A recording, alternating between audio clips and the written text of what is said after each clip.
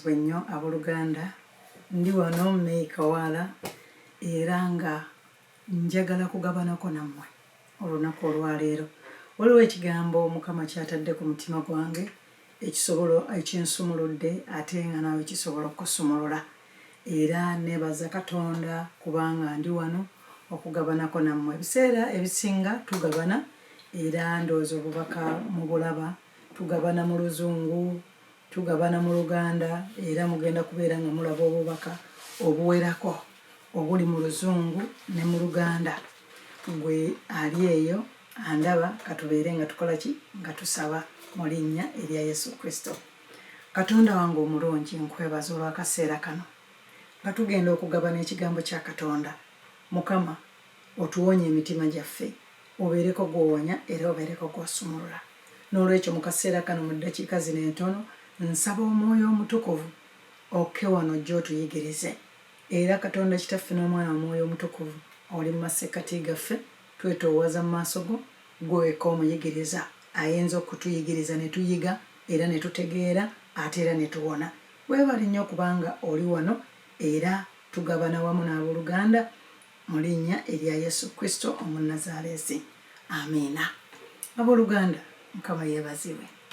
Era nate mbalamusizza nnyo mu linnya erya Yesu. Era nga nsanyuka nnyo okubeera nga tugabanira wamu. Ekyuma kiwagala kyuma. Naye nga sinagenda mu maaso, njagala okubategeeza nti mukola bulungi nnyo bwe tufuna obubaka buno, kati nga bwe tuli wano ku Facebook, nga bwe tubeera ku YouTube, osobola okugendayo n'oteekamu May Kawala oba May Jerry Kawala, abamu baliyita Gary, May Gary Kawala, abamu ojja kulaba ku maama May, gonna agamanya Mukama tumwebaza nti agatuwadde. Naawe Mukama alina amannya g'akuwadde mu linnya erya Yesu. Kaakati nga tetunnabeera kweyongerayo, tugenda leero okuyiga ku mutwe ogutuyigiriza ekigambo ekisobola ffenna okutusumulula omutima, obuwombeefu n'obuteefu nga tugoberera Yesu Kristo Mukama waffe. Era ng'ekyawandiikibwa kyaffe kyekyo kyolaba ku screen, okwo kyekyawandiikibwa kyaffe, era nga kiva mu Matayo 11:29. Naye nga tetunnagendayo kusoma, njagala okubategeeza nti nnawana akatabo akafuluma ak'abafumbo, ekyama ekiri emabega w'obufumbo. Akatabo kano kafuluma nno, wayiseewo ekiseera nga kafulumye, era ke kano akatabo akasooka nga bw'olaba nti first edition by May Gary Kawala. Mu ngeri yonna ekwanguyira mu kamwa erinnya lino diyita. Abamu ojja kusanga nga bampita Maama May, which is really good, naye ago gonna amannya g'abuweereza. Ono gwe mulaba ku kifaananyi obutabo buno bwali bwafuluma dda, ono ye yali mwami wange Pastor Benon Kawala, era gwe nafumbirigana naye okumala emyaka 33 nga tannaba kugenda kubeera na Mukama. Naye neebaza Katonda nti mu byonna twebaza Katonda. Ke kana akatabo ojja kalaba, oyinza okugenda ku Google, teekamu May Kawala book orders, ojja kulaba nga buvaayo. Oyinza okubeera nga kampani ekuli okumpi gy'oyinza okukasangamu. Uganda nayo bwenaatera okutuuka, era twebaza Katonda. Lwaki ebigambo ebiringa bwe biti twagala tubifulumyeko wano? Nalaba nti waliwo omukisa ogwali mu bufumbo. Katonda bwe yakola ki? Bwe yampa nze n'omusajja wa Mukama Pastor Benon Kawala emyaka 33 mu bulamu bwange kyenyinza era okuyita obujulizi mu Katonda. Katonda atuwa ebintu, naye Katonda mwebaza nti yampa ekisa eky'okufumba n'okubeera mu bufumbo buno n'omwami ono Omusumba Kawala, n'endabamu ekisa era nkitwala ng'ekyobugagga, kimu ku kyobugagga Katonda kye yakola ki? Kye yampa. N'atuwa n'abaana baffe 4 era baali 5. Esther n'agenda okubeera ne Mukama, yagenda muto, mwaka gumu n'emyezi 7. Naye mu byonna tubibala okubeera essanyu, mu byonna tugulumiza Katonda. Kati olwaleero tuli wano nga tusanyuka nga tugamba nti Mukama, twandibadde tutya nga tufuna eddembe mu ggwe? Abantu ffenna abooluganda tunoonya emirembe, tunoonya emirembe naye tugifunye tutya. Mukama waliwo ekyawandiikibwa kyeyambikkulidde wano, kyeyambikkulira era nga tugenda kukisoma mu Matayo 11 n'olunyiriri olwa 29. Naye ng'ate tunnabana ku lusoma olwo osobola okuviira ddala waggulu n'ova ku lunyiriri olusooka n'osobola okutegeera bulungi nnyo Yesu bye yali agamba. Tusobola okuddayoko naye wano layini gye nteekako essira yeeno, Matayo 11 olunyiriri olwa 29. Bikkula Bayibuli yo ffenna tusome.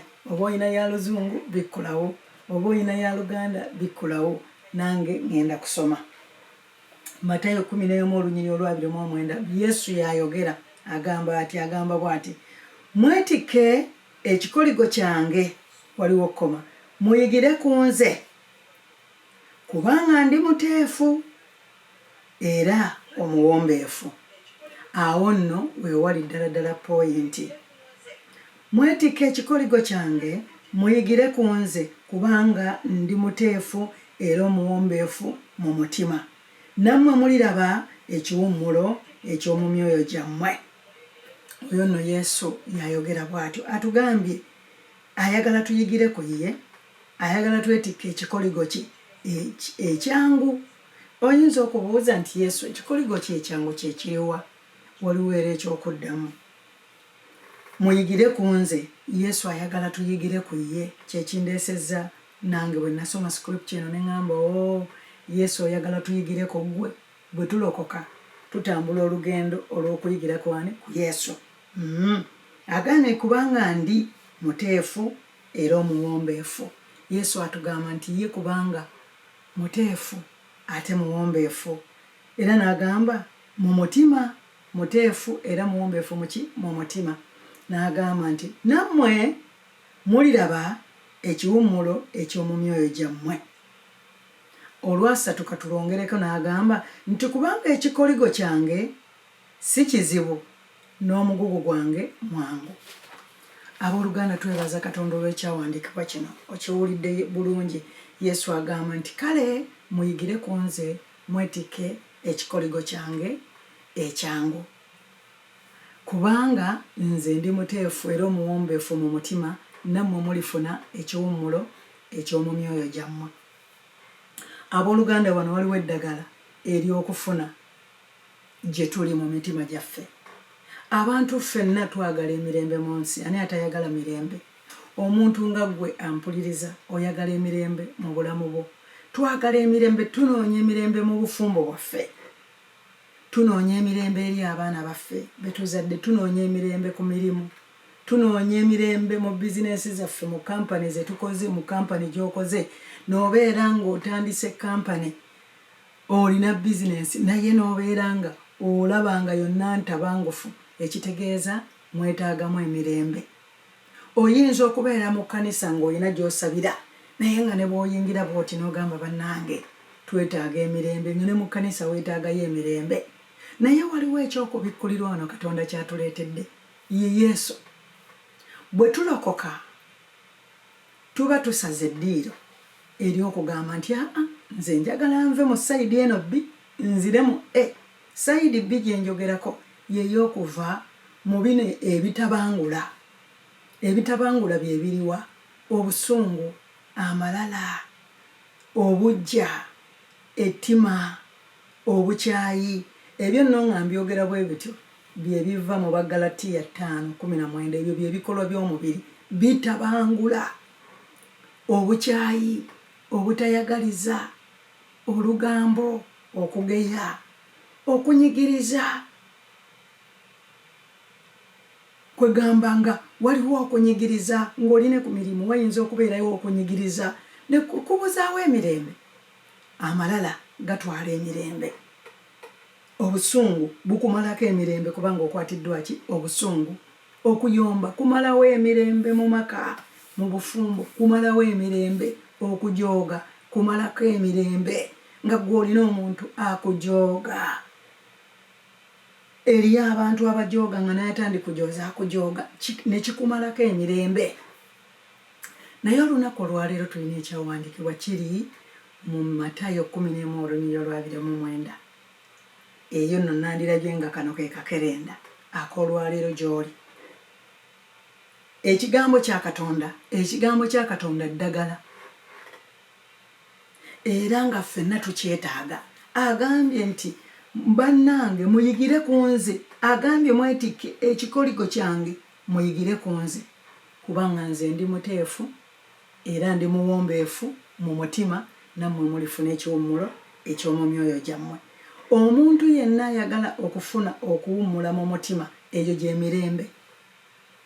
Obuwombeefu n'obuteefu mu mutima kyekigenda kyokka okuleetera emirembe. Obukakamu bwe buwombeefu, obuteefu mu mutima. Yesu yali atulaga nti bannaayo obuwombeefu, nze ndi muwombeefu era omuteefu mu mutima. Kakati bwe mwetikka ekikoligo kyange ne muyigira ku nze, lw'engeri yokka gye mugenda okukola ki? Okufuna okuwummula mu mutima gwo. Owooluganda, oyagala emirembe mu mutima gwo? Yiga entambula ya Yesu. Tugenda kubikkula ebyawandiikibwa wano tulabe Yesu yatambulanga ate. Yesu ayogera mu Yokaana 15 olunyiriri olusooka, okuva ku lunyiriri olusooka ng'atutegeeza nti nze ndi muzabbibu ogw'amazima. Mmwe muli matabi, ffe atuyita matabi, ffe tuli matabi. Yesu ye muzabbibu ogw'amazima, ffe tuli matabi. Ekitegeeza tuli butwala ne Yesu, tuli bumu ne Yesu. N'agamba naye kitange ye mulimi, waali naye kitaawe ye mulimi, yalabirira omuti ogw'omuzabbibu. N'agamba nti buli ttabi eritabala bibala alitemako, kubanga teribala biki? Bibala. Bwe mba ndaba ebibala ate bintwala mu Baggalatiya 5:22 ebibala eby'omwoyo omutukuvu. Kakati wano Yesu akugamba nti nze munnaye nze muzabbibu, naye ate mmwe muli matabi. Kati tunuulire ettabi nga liri kuki? Ku muti. Naye n'agamba buli ttabi eritabala bibala nditemako. Ekitegeeza singa obeera nga oyingidde mu Yesu, okkiriza Yesu, oli ne Yesu, oyagala okutambula ne Yesu, naye nga gwe ettabi nga toliiko bibala, agambye akutemako. Agambye nti ettabi litemebwako, lisuulibwa ebweru, likala, era balyokya ne liggwawo ne likola ki? Ne lifuuka evvo. Okiwulira? Eyo yonna Yesu. Eno nno yonna ye formula gye njagala tulabe abooluganda, tulabe bwe tuyinza okwekolamu omulimu, okuba n'eddembe, okkiriza Yesu. Naye wulira Yesu kyakugamba nti ye muzabbibu, kakati ggwe oli ttabi, naye ate oteekwa okubala ebibala. Agambye nti eribala ebibala alirongoosa era ne lyongera okukola ki? Okubala ebibala. Ebibala bye biriwa? Tugenda kubisoma mu Baggalatiya 5:22, naye era nsobola okubikugamba kubanga bulijjo tubisoma. Okwagala, ekisa, obulungi, obuwombeefu, obuteefu, okusonyiwa, okwenenya, okukkiriza, essanyu, n'ebiringa ebyo bingi. Laba kubibala nga biri ku kalimba ku kati, bimezeeko bwe biti. Ebyo Yesu nno byayagala. Naye agamba nti abatabibaza ebiringa bwe bityo, ettabi alitemako n'alisuula ebweru era likala. Liwotoka ne likala ne balyokya ne lisaanawo. Kakati ggwe nange twagala tulabe nti Yesu kiki kye yali atugamba. Yesu agamba bwe tuba tutambula nga tuli mu kkubo lye nga tutambula, twetaaga twetikke ekikoligo kye kubanga kyangu. Lwaki Yesu agamba ekikoligo kye kyangu? Kubanga ye muteefu era alina emirembe. Kyenyinza okubikkulirwa ku bwa Yesu. Yesu teyandisobodde kutufiirira singa yali w'amalala. Yesu teyandisobodde kusobola musaalaba singa yalina okwegulumiza. Yesu teyandisobodde kufiirira ggwe nange ne tubeera nga buli vviivi livunnamira Yesu Kristo. Teyandisobodde kuwangula musaalaba. Naye Bayibuli egamba mu Baggalatiya 3:13 nti ye yafuuka ekikolimo ku lulwo nange ffe tubeere abalamu. Yeewaayo n'akakkana, laba obuteefu obwo, n'afuuka ekyo ky'ataali, n'afuuka ekibi, n'afuuka obwavu, n'afuuka endwadde zonna, gwe nange tulokokere ku ki? Ku ye. Obwo nno bwe bukkakkamu. Ekyo kye kikulaga. N'ekirala ekibuuzo kye nnyinza okubuuza, Yesu ku migga egyamukubibwa n'okufumitibwa n'okuduulirwa, kale oba oli mwana wa Katonda weerokole. ne bamuteekako engule ey'amaggwa ne bamuduulira nabano be bakomerera omubbi omu n'abeera ng'akola ki naye amuduulira naye ku ssaawa eyo obwetoowavu bwe obukakkamu nga bumugamba nti abasonyiwe kubanga tebakola ki tebamanyi ne kye bakola. Eryo nno lyekkubo Mukama lyatwagaza. Oyagala okuba n'emirembe, omuntu ow'emirembe abeera abala embala y'omuntu ow'emirembe abeera muwombeefu. Obuwombeefu n'obukakkamu, obuwombeefu kyambalo, era Katonda ayagala tubeere nga twambala ekyambalo ekyo kyekisobola okutwambaza okutuwanguza. Ekyambalo ng'ekyambalo eky'obugole, gwe nange kye weetaaga nga gwe omulonde wa Yesu twetaaga ekyambalo eky'obuwombeefu abooluganda, kubanga bwe tubeera n'ekyambalo eky'obuwombeefu tuba tuwangula. Bannaye obulokole nga walokoka weetaaga okutambulira mu mirembe. Bameka abali ebweru ng'olokose naye nga mu butuufu okaaba ng'ogamba bannaye nze siina mirembe. Waliwo ekyetaaga okukyusibwa mu bulamu bwo. Yesu agambye eti weetikka ekikoligo kyange kubanga ekikoligo ekyange kyangu. Yesu yayogera wano mu Matayo 11:29. Yesu agambye nti mwetikke ekikoligo kyange muyigire ku nze kubanga ndi muteefu era omuwombeefu mu mutima, nammwe muliraba ekiwummulo mu myoyo gyammwe. Naawe onoofuna olunaku olwaleero ogenda kufuna emirembe. Kasita gwe osalawo ekyo ekibadde kikutawaanya oyinza okubeera ng'obadde mukambwe nnyo, nga gwe tewali waakusala mu maaso era n'obukambwe obwewaana n'ogamba nti nze ndowooza tebammanyi, nze ku bukambwe bwe nnina gundi oyo anandaba. Ekyo nno Yesu agamba oyagala okuwummula mu mutima obukambwe, eryo n'ettabi lyetaaga okusalibwako. Amalala gatuleetera okubeera ne gatubuzaako emirembe, kubanga buli ssaawa amalala gakugamba nti balage kubanga osobola. Ate ow'amalala abeera n'akavuyo ne w'amalala munne, kubanga buli w'amalala abeera ayagala n'okuwakanya ow'amalala munne, kubanga buli omu agamba nze nsinga, n'ono agamba nze nsinga, nja kumulaga kino nange nja kumulaga kino. Amalala galeeta akavuyo mu buli kifo, gaagala okwetumbiiza, gaagala okulabika, gaalina competition. Amalala Bayibuli egamba nti gakulemberwaki ekigwo.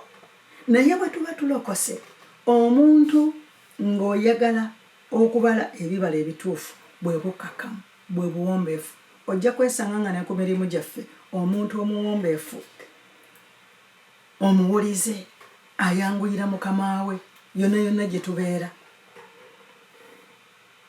yonna yonna gye tukola. Omwana omuwulize omuwombeefu ayanguyira abazadde. Omuntu omuwombeefu omuwulize ne bwe tubeera mu kkanisa, omuweereza omuwombeefu ayanguyira nnyo abasumba. Era abantu abamu baba balwana, abantu abamu bamanyi okwagala okulwanira ebifo, gundi lwaki yabeera ekyo. Weebuuze ate otunule ate okyeddemu ate okirabe. Omuntu omuwombeefu omuwulize akola ng'omusumba bwe yandikyagadde, aganja mangu. Omuddu omuwulize aganja eriwa? Eri kabaka. Oli muwulize, kyekibuuzo, ogenda kuganja ofuna emirembe, ofuna okuwummula. Ebintu byaffe bwe tubikola nga tetuli mu nsindikagano tufuna okuwummula. Abooluganda twetaaga okuwummula, weetaaga okuwummula. Embeera zino ezitutumbiiza n'obeera wali nga weewaana nti nze nno ng'obusungu bwanguddeko, bonna basirika ne mu nnyumba gye mbeera omanyi nze ndi mukambwe. Ebyo bye bibala ebitali bya Mwoyo Mutukuvu.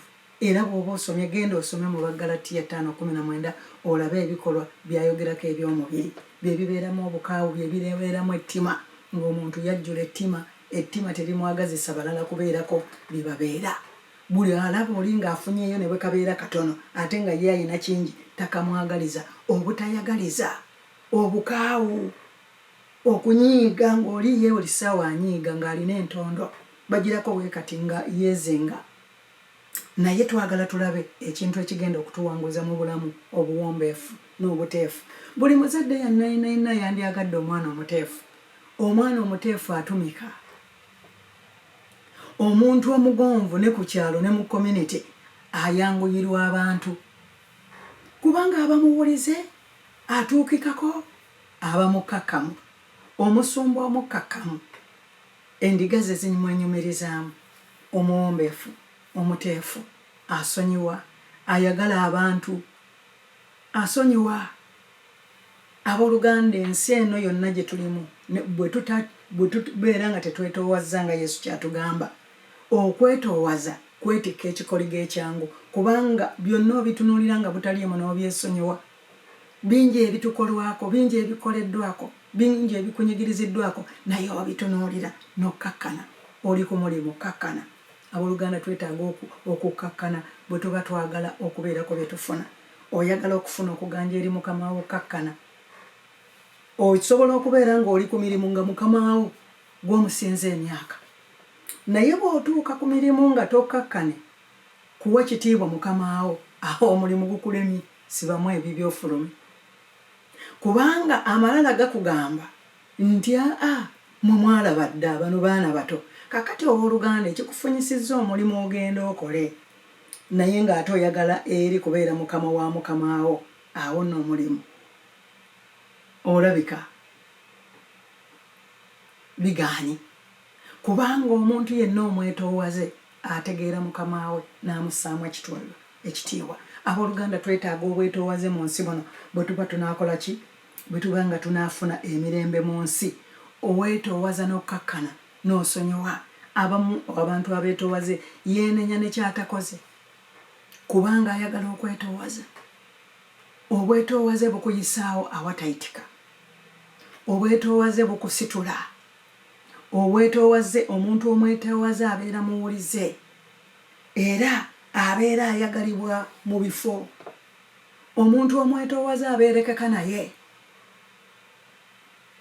obwetoowaze kyambalo kye twambala ne tunyuma nga tuli mu maaso ga Yesu era kyova olaba era kyekyambalo ekisembayo okwambazibwa omugole obwetoowaze kyambalo ekituleetera obwakabaka okujja mu mitima gyaffe lwaki obwetoowaze kyambalo tugenda kusoma mu Bakolosaayi 3 n'olunyiriri olwa 12 bikola bayibuli wamu nange kubanga njagala tuyigire wamu abooluganda oyinza okuba oli eyo otawaana ng'era weebuuza lwaki toyagalibwa abantu bangi beebuuza lwaki abantu ffe tebatwagala lwaki baagala nnyo gundi weebuuza ate weddemu Abakolosaayi 3 n'olunyiriri olwa 10 n'olunyiriri olwa 12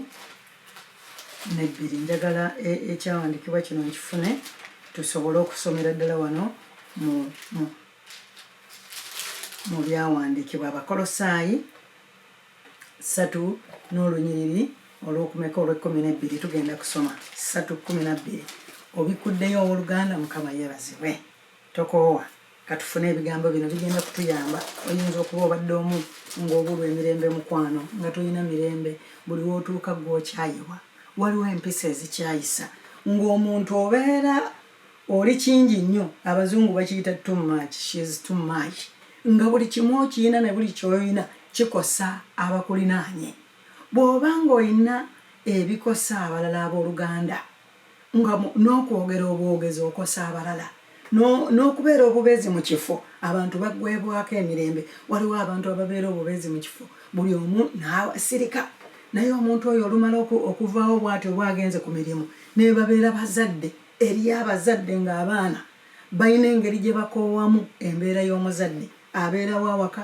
abeera mu kuboggola abeera avuma abaana bano abasambye bagudde eri ng'awaka tewali mirembe era abaana olulengera omuzadde oyo badduka maama wuuyo ne taata wuuyo bonna ne beetegeka ne babeera ng'ababadde abawombeefu so wali babadde n'eddembe ery'okuzanya naye katusooke tusome Abakolosaayi 3 n'olunyiriri olw'12 agamba bw'ati agambye nti kale mwambalenga ng'abalonde ba Katonda kale twambalenga ng'abalonde ba Katonda omwoyo ogw'ekisa obulungi okwewombeeka obuteefu okugumiikiriza nga muzibiikirizigananga era nga musonyiwagananga mwekka na mwekka omuntu yenna bw'abeeranga n'ensonga ku muntu munne era nga mukama waffe bwe yabasonyiwa mmwe era nammwe bwe mutyo.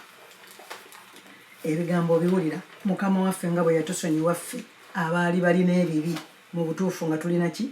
Nga tulina ebibi. Twali babi, twazaalibwa mu kibi. Ku ntandikwa ya Adamu ne Kaawa twazaalibwa mu kibi. Adamu bwe yagwa mu kibi, ffenna ne twambala eyo ekkooti ya Adamu ne Kaawa. Naye olw'okwagala Katonda kyeyava awaayo omwana we omu yekka Yesu Kristo, n'ajja Katonda n'amutuwa atufiirire ffenna ggwe nange tusonyiyibwe ekibi ekyo. Era nga buli akkiriza n'ayatula n'akamwa ke, bw'okkiriza Yesu n'oyatula n'akamwa ke olwaleero n'okkiriza nti Yesu Kristo ye yajja n'agenda ku musaalaba n'akomererwa n'afumitibwa n'afa n'akka emagombe, ku lunaku olwokusatu n'azuukira mu bafu, n'azuukira mu bafu. Eyakufiirira gwe ng'okikkiriza ekyo, bw'omwatula Yesu Kristo olwaleero olokolewa.